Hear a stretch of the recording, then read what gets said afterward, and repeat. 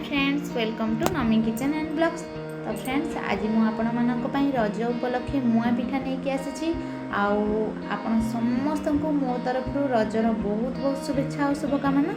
तो फ्रेंड्स आशा करुँची आपण मानक आज मोर ही रेसिपी भल लगे भल लगे लाइक करने को जमार भी भूलबेनी पाखर थी छोट बेल आइकन को निश्चय प्रेस करेंगे कहीं मोर आगक आसुवा नुआ वीडियो नोटिफिकेशन आपण मान पाखे शीघ्र पहुँचब। तो फ्रेंड्स चलतु स्टार्ट करवा आज रेसिपी जी आम मुआ पिठा बनैबा। मुआ पिठा बनवाई देखो मुझे यही कप्रे गोटे कप बिरी नहीं यहाँ चोपा छड़ा बिरी नहीं आपड़ चाहिए चोपा थी बिरी नहीं पारे। आउ देखो ये यही कप्रे ही 2 कप चाउल नहीं आउ चाउल गोटे चामच मेथी पकई नहीं छोट चामच। तो आपको मुझे 5 घंटा पूर्व भिजेक रखी थी भिजेबा पूर्व मुझे भल भाव धोईकी भिजे नहीं। तो ये आमर भिजी गला। तो चलतु नेक्स्ट प्रोसेस को जीवा। तो मुझे गोटे जार नहीं आउ जार रे प्रथम मुझे बिरी पकई नौ बिरी आउ चाउल को अलग अलग बाटे अलग बाटिले ही बैटरटा आमर भल भाव फुले आ पिठा आमर बहुत सॉफ्ट आउ फ्लफी होता है। तो एमती प्रोसेस करूँ एबे बिरी आम अल्प टिके पानी देकी आपको भल भाव ग्राइंड करनबा आउ बिरी को आम चिकन भाव में ग्राइंड करवा।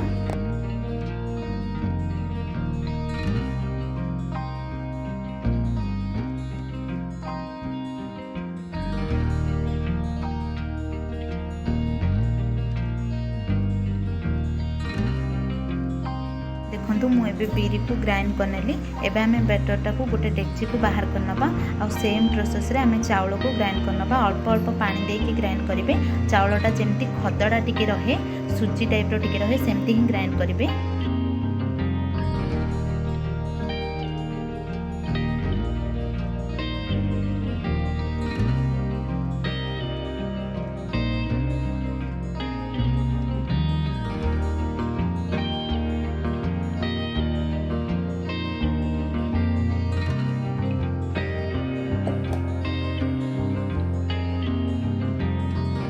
देखो ये आमर चाउल ग्राइंड हो गला आपण मानक देखी दूची जे केमती हेची।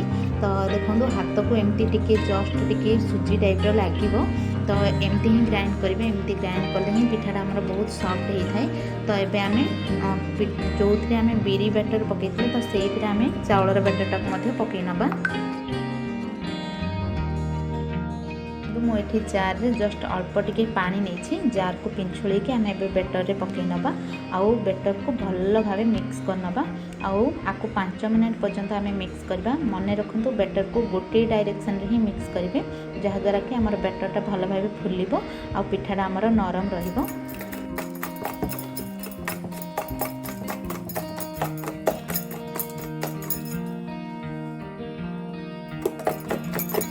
देखु एबे मु भल भाव मिक्स करदेली आउ देखु बेटरटा आमर एतिकी पतला रहिबा दरकार आउ लुण पकेबेनी। लुण पकेबा द्वारा बेटरटा खट्टा हो जाए तो लुण पकेबेनी एमती ही ताको मिक्स करके साइज करके गोटे साइड रे कवर करके रखीदबा आ 5 ରୁ 6 घंटा पई आको फुलिबा पई रखीदबा।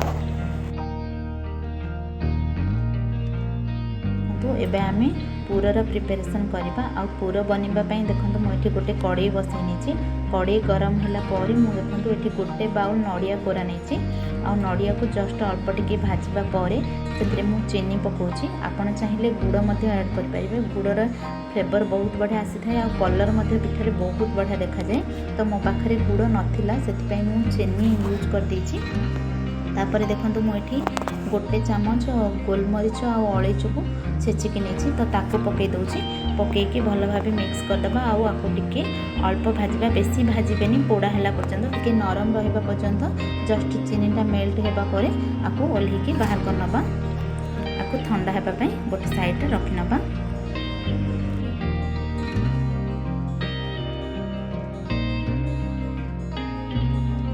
एबे आमे पिठार प्रिपरेशन करवा आउ पिठा सिझाई देखो मुझे गोटे एमतीका डेक्ची नहीं आउ मुह छोट थी डेक्ची ही ने बहुत बढ़िया हम।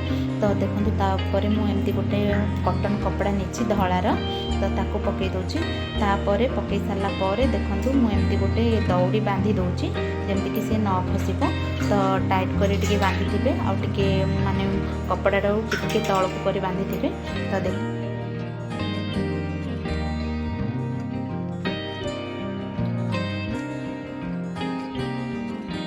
देखंतु एबे मु गैस ऊपर डेक्ची को बसई नेली आ बसैबा पर देखंतु मु एठी पानी दोछि मु एठी 2.5 ग्लास पानी देछि आ पानी देबा पर आकु आमे हाई फ्लेम रे फुटिबा को छाड़ देबा तो ता पर देखंतु गोटे एमती जदी ढांकुणी थिबो तो घोड़ेबा पई बहुत बढ़िया हबो।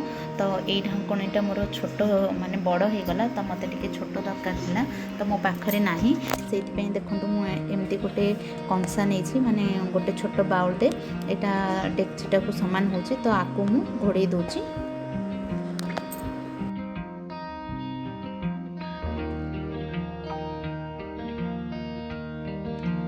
देखंतु एबे हमर बैटर भल भाबे फुली जाइछि और केते सुंदर फुलिछि देखंतु। एबे आमे बैटर को भल भाबे मिक्स करनबा आउ जेतिकी हमको बैटर एबे दरकार पिठा करबा पई तो मु सेतिकी बैटर एबे काढी नउछि गोटे बाउल को काईना मते सब मु एबे बनेबिनी तो सेति पई मु ताको फ्रिज रे रखि देबी मते जेतल दरकार हबो मु सेतल बाहर करके बनेबी। तो एबे मते जेतिकी बैटर दरकार मु सेतिकी एबे गोटे बाउल को बाहर करनउछि देखंतु।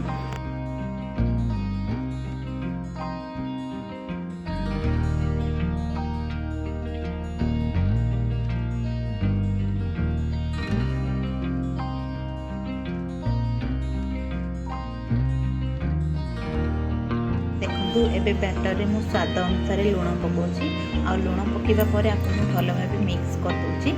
मिक्स कर साला पर देखंतु बैटरटा टिके बहलिया लागला तो सेति पे मु जस्ट अल्प टिके पानी दोछि आ पानी देके आको भल भाबे मिक्स कर दोछि।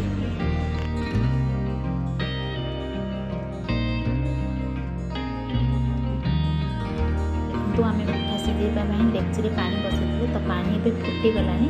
एबे आमे ढांकुणी बाहर करनबा और ढांकुणी को केयरफुली बाहर करबे काहेना हाउटा हठात बाहर आउ लागी जाय मते देखंतु। बाहर कला परे गोटे एमती ओदा कपड़ा नेछि आ गोटे धळा रही कॉटन कपड़ा रे नेछि ताको मु ओदा करके नेछि।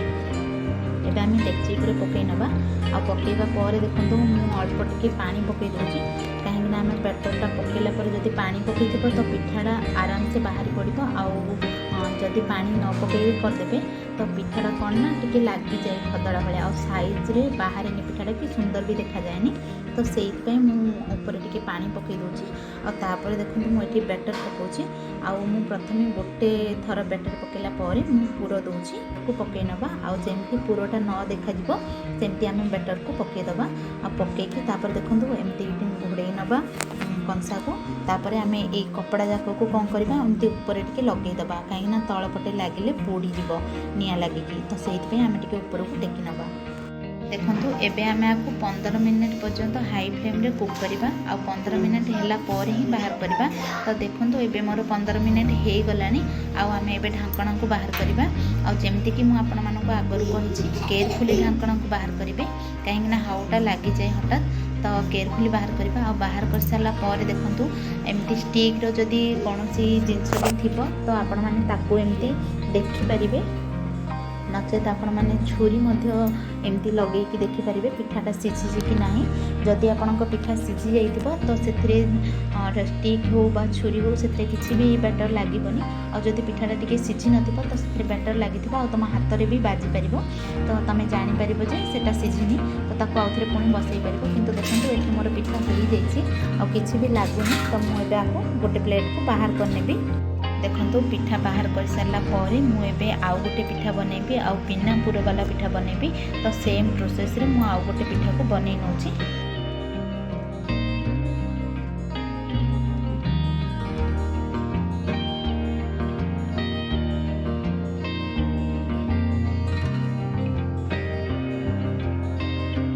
देखंतु एबे हमर पिठा रेडी केते सुंदर देखाउछि। देखंतु खाइबा पई बहुत बढ़िया लागे एमती प्रोसेस रे थरे आपण माने करंतु बहुत बढ़िया लागे खाइबा पई आ बहुत ही सॉफ्ट हेछि पिठा।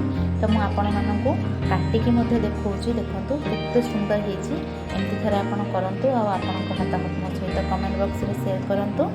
Thank you.